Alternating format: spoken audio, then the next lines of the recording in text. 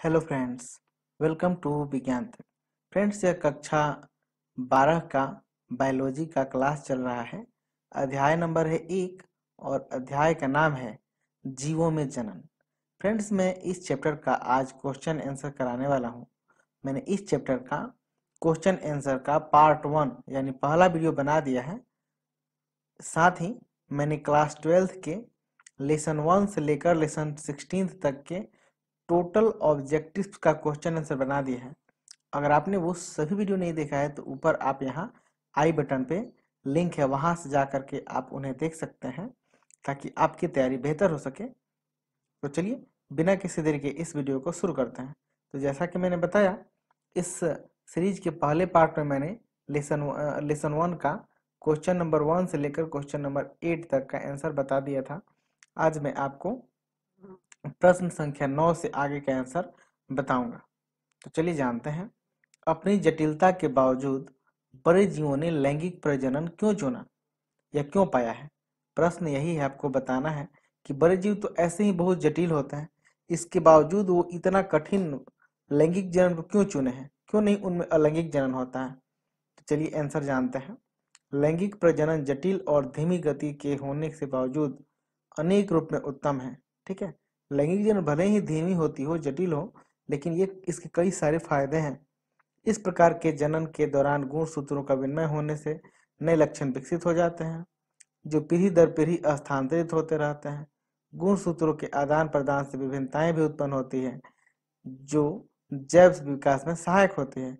अपने इन्हीं गुणों के कारण बड़े जीवों में लैंगिक जनन को पाया है। तो निचोड़ क्या है? निचोड़ ये है कि बड़े जीवों में लैंगिक जनन इसलिए होता है कि उनमें गुणसूत्रों का विनिमय होता है जिससे उनमें विभिन्नताएं उत्पन्न होती है और वो विभिन्नताएं पीढ़ी दर पीढ़ी स्थानांतरित होती रहती है। ठीक है, प्रश्न संख्या 10 से व्याख्या करके बताएं कि और सूत्री विभाजन तथा युग्मक जनन सदैव अंतर संबंधित या अंतर्बंध है। ठीक है, तो चलिए जानते हैं इसका आंसर। लैंगिक जनन करने वाले जीवधारियों में प्रजनन के समय अर्धसूत्री विभाजन तथा युग्मक जनन की प्रक्रिया होती है। ठीक है, क्या होता है? जो लैंगिक जनन करने वाले जीव हैं उनमें अर्धसूत्री विभाजन कब होता है? जब युग्मक जनन होता है तभी होता है। सामान्यतः लैंगिक जनन करने वाले जीव द्विगुणित होते हैं। युग्मक निर्माण प्रक्रिया को युग्मक जनन कहते हैं, ये तो आप पढ़ ही लिए होंगे। शुक्राणुओं के निर्माण को शुक्रजन और अंडाणुओं के निर्माण को अंडजनन कहते हैं।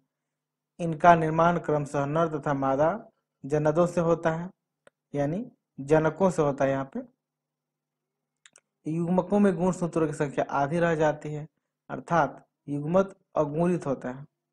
ठीक है, तो याद रखिएगा जो जीवधारी होते हैं ना, वे द्विगुणित होते हैं, लेकिन जो उनके अंडे बनते हैं या फिर उनके जो शुक्राणु बनते हैं यानी नर युग्मक या मादा युग्मक बनते हैं, वो अगुणित होते हैं। अगुणित होने का मतलब उनमें गुणसूत्रों की संख्या आधी रह जाती है। युग्मक जनन प्रक्रिया अर्धसूत्री विभाजन द्वारा होती है, अतः युग्मक जनन तथा अर्धसूत्री विभाजन क्रियाएं अंतर संबंधित यानी अंतर्बद्ध होती है। निषेचन के फलस्वरूप नर तथा मादा अगुणित युग्मक संयुग्मक यानी संलयित होकर के द्विगुणित युग्मनज या युग्माणु का युग्मनज होना चाहिए, युग्मनज होगा, द्विगुणित युग्मनज युग्मनज द्विगुणित युग्मनज बनाता है। द्विगुणित ये फिर है युग्मनज से भ्रूणीय परिवर्धन द्वारा नए जीव बनते हैं।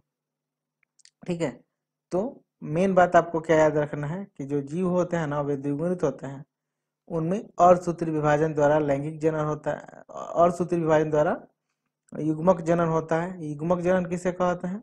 तो युग्मक निर्माण की प्रक्रिया को युग्मक जनन कहते हैं और फिर युग्मकों के संलयन से द्विगुणित जीव बन जाते हैं।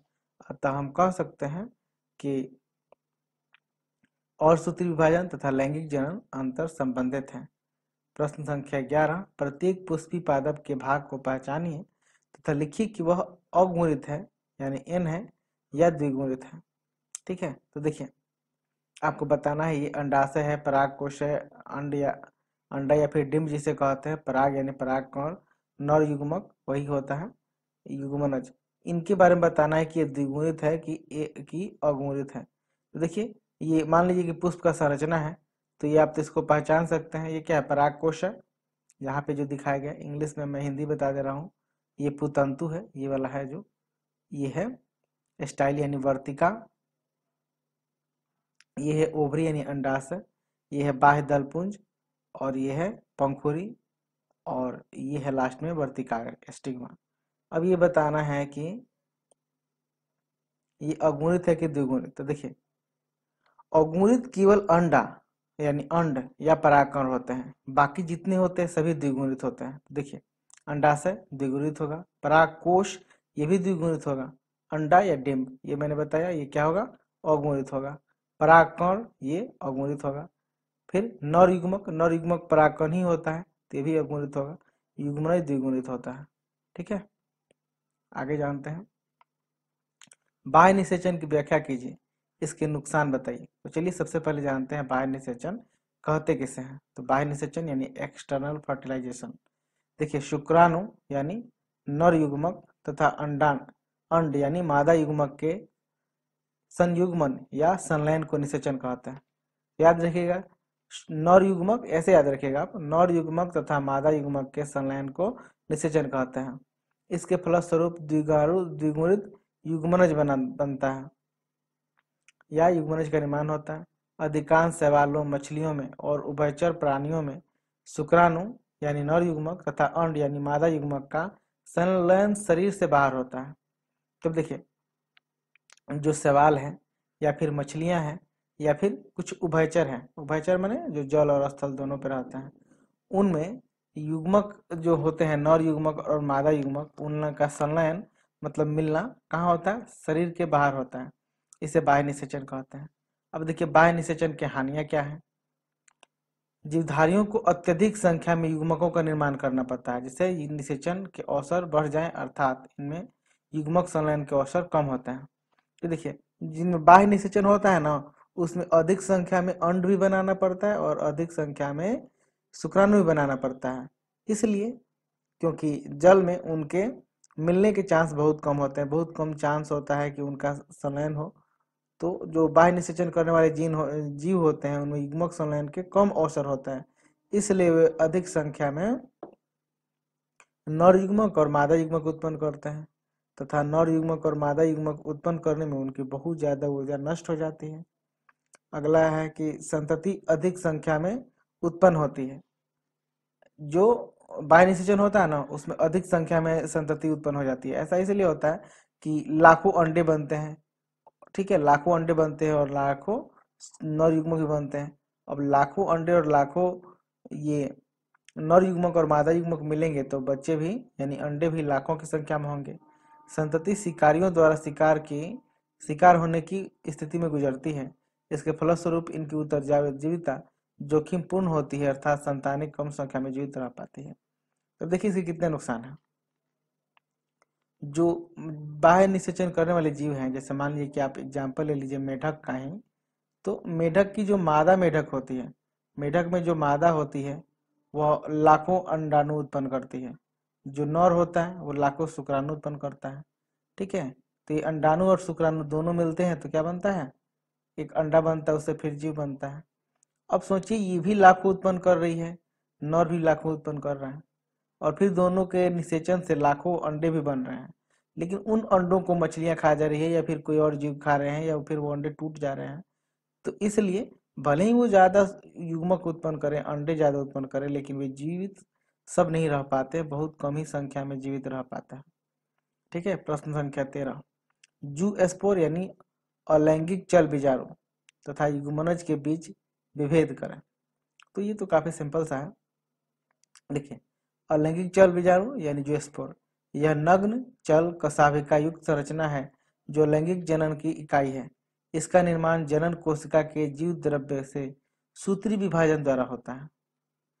इसके अग्रभाग पर स्थित कशाभिक जैल में तैरते हुए सहायक होते हैं। ये चल बीजाणु धारने में बनते हैं। उदाहरण यूलोथ्रिक्स है या फिर क्लोमाइडोमोनास है इत्यादि, उन सब जीवों में होता है। ठीक है, तो चल बीजाणु क्या है, एक ऐसी संरचना है जिससे जनन होता है और उसमें किसी में कशाभिका भी होता है ताकि वो गति कर सके। अब युग्मन समझते हैं। तो देखिए युग्मनज तो मैंने आपको पहले ही बताया था। युग्मनज क्या होता है? तो लैंगिक जनन के दौरान नर तथा मादा युग्मकों के निषेचन से बनी रचना को युग्मनज कहते हैं। और युग्मनज कैसा होता है? युग्मनज हमेशा द्विगुणित होता है तथा यह विकसित होकर भ्रूण अथवा लार्वा में परिवर्तित हो जाता है। आप भ्रूण याद रखिए, बस विकसित होकर यह भ्रूण बना लेता है। ठीक है, बस इतना याद कर लीजिएगा, उसमें काफी है। फिर है प्रश्न संख्या 14, युग्मक जनन एवं भ्रूणोद्भव के बीच अंतर स्पष्ट कीजिए। तो आपको बताना है युग्मक जनन और भ्रूणोद्भव में क्या अंतर है। चलिए जानते हैं। यह है इधर युग्मक जनन। युग्मक जनन को कहते हैं गैमेटोजेनेसिस और भ्रूणोद्भव को कहते हैं एम्ब्रियोजेनेसिस। देखिए, नर तथा मादा जनदों यानी जनकों में अगुणित युग्मकों के बनने की प्रक्रिया को युग्मक जनन कहते हैं। ठीक है, युग्मक जनन में क्या होता है? अगुणित युग्मक बनते हैं। जबकि भ्रूणोद्भव क्या होता है? युग्मनज से भ्रूण बनने की प्रक्रिया को भ्रूणोद्भव कहते हैं। ठीक है, युग्मक जनन में अर्धसूत्री विभाजन होता है, जबकि भ्रूणोद्भव में सूत्री विभाजन यानी समसूत्री विभाजन होता है। युग्मक जनन दो प्रकार का होता है, शुक्र जनन और अंड जनन। जबकि जो भ्रूणोद्भव होता है उसमें ये सारी प्रक्रियाएं होती है। पहले तो युग्मक जनन होगा, फिर निषेचन होगा, फिर विदलन एवं भ्रूण निर्माण होगा। वास्तव में भ्रूणोद्भव यहाँ से शुरू होता है, विदलन एवं भ्रूण निर्माण ये तो दोनों पहले ही हो चुका होता है। अब देखते हैं प्रश्न संख्या 15, एक पुष्प में निषेचन पश्च परिवर्तनों की व्याख्या कीजिए। तो देखिए, एक पुष्प में परिवर्तन निषेचन के बाद कौन सा परिवर्तन होता है?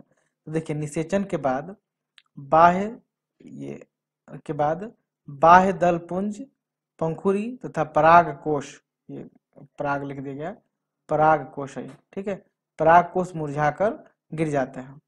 कुछ पौधों में बाह्य दल फल से लगे रहते हैं, जैसे टमाटर और बैगन में देखिएगा, जो फल से पीछे की ओर जुड़े रहते हैं वही बाह्य दल है। बीजांड बीज में परिवर्तित हो जाता है, युग्मनज से भ्रूण बन जाता है और अंडाशय से क्या होती है? फल वृत्ति बन जाती है। यानी आप ऐसे याद रखिएगा कि बाह्य दल पुंज, पंखुड़ी और परागकोश मुरझाकर गिर जाते हैं, जबकि कुछ पौधों में बाह्य दल लगे रहते हैं, जैसे टमाटर और बैगन। बीजांड बीज में, युग्मनज भ्रूण में और अंडाशय फल में परिवर्तित हो जाता है। ठीक है, प्रश्न संख्या 16, एक द्विलिंगी पुष्प क्या है? अपने आसपास के 5 द्विलिंगी पुष्पों को एकत्र कीजिए और अपने शिक्षक की सहायता से सामान्य स्थानीय वैज्ञानिक का नाम पता कीजिए।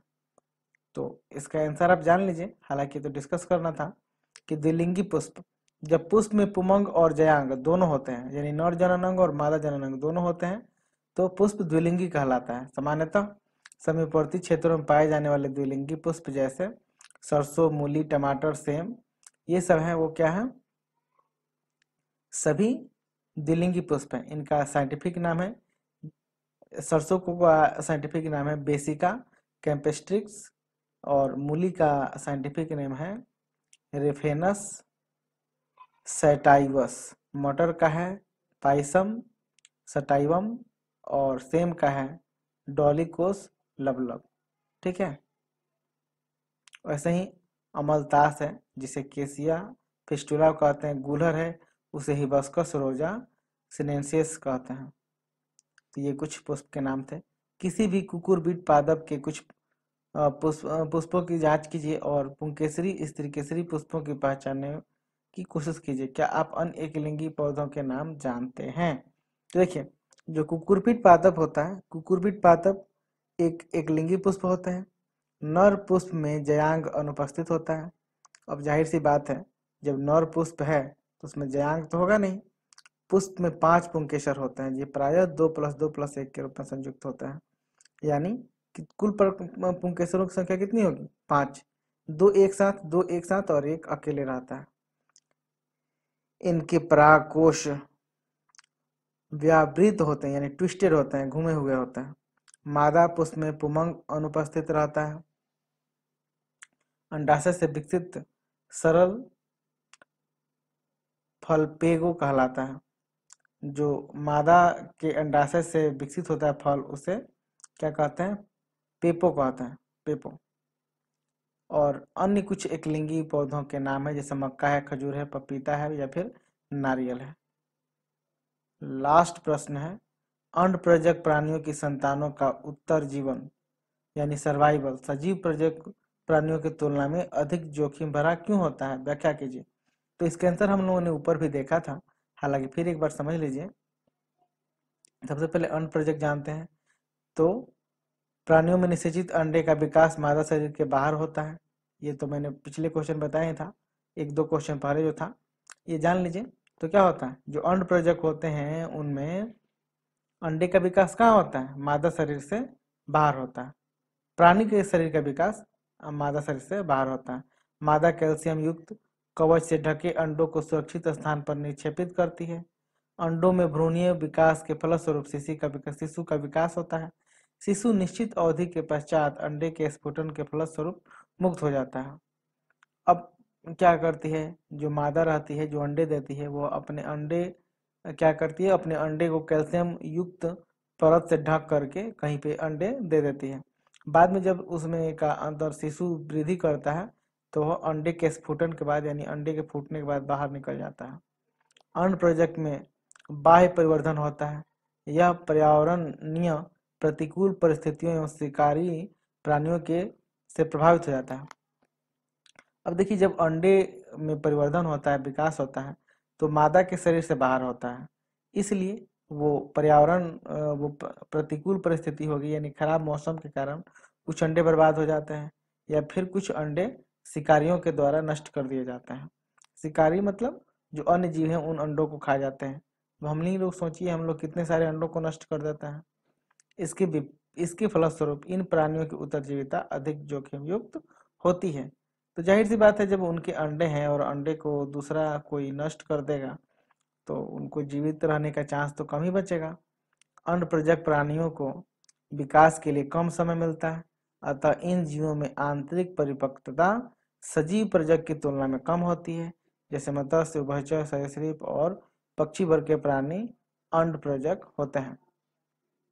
ये भी कारण है कि जो अंड प्रोजेक्ट प्राणी होते हैं उनमें विकास में कम समय मिलता है, अच्छे से विकसित नहीं हो पाते हैं, इसलिए भी वे शिकार हो जाते हैं। जबकि सजीव प्रोजेक्ट यानी जरायुज, जिसे विविपोरस कहते हैं, तो जरायुज में निषेचित अंडे यानी यूमनज का परिवर्धन मादा शरीर के अंदर होता है। इसे आंतरिक परिवर्धन कहते हैं। शिशु का विकास पूरा होने के पश्चात प्रसव द्वारा इसका जन्म होता है। शिशु का विकास आंतरिक होने के कारण परिवर्धन में अधिक समय लगने के कारण इनकी उत्तरजीविता अपेक्षाकृत कम जोखिम भरी होती है। ठीक है, एक तो शिशु का विकास मादा के शरीर के अंदर होता है, उसके बाद इसमें ज्यादा समय लगता है तो शिशु अच्छे से परिपक्व भी हो पाता है, इसलिए जोखिम कम हो जाता है। आंतरिक परिवर्धन होने के कारण ये बाह्य वातावरण तथा बाह्य परभक्षी जीवों से सुरक्षित रहते हैं। अब ये इसका पालन पोषण माता के शरीर के अंदर हो रहा है, इसलिए इसको दूसरे जीवधारी नष्ट नहीं कर पाते हैं। यही कारण है कि सजीव प्रोजेक्ट की उत्तरजीविता अन्य प्रोजेक्ट की अपेक्षा अधिक होती है। इसके अलावा एक रीजन और है कि जनरली जिनमें जो सजीव प्रोजेक्ट होते हैं उनमें पैतृक देखभाल का लक्षण पाया जाता है, यानी उनकी जो माताएं होती है वो अपने बच्चों की देखभाल करती है, इसलिए उनका जीवन काल ज्यादा हो जाता है। ठीक है, तो इसके साथ ही यह वीडियो समाप्त होता है। आपको पूरा यह लेसन 1 का क्वेश्चन आंसर का वीडियो कैसा लगा है आप कमेंट करके जरूर बताइएगा। कोई शिकायत या सुझाव हो तो उसे भी कमेंट में लिख सकते हैं। अच्छा लगा है तो लाइक कीजिए, अपने फ्रेंड्स के साथ शेयर कीजिए। यह वीडियो देखने के लिए आपका बहुत बहुत धन्यवाद। बाय।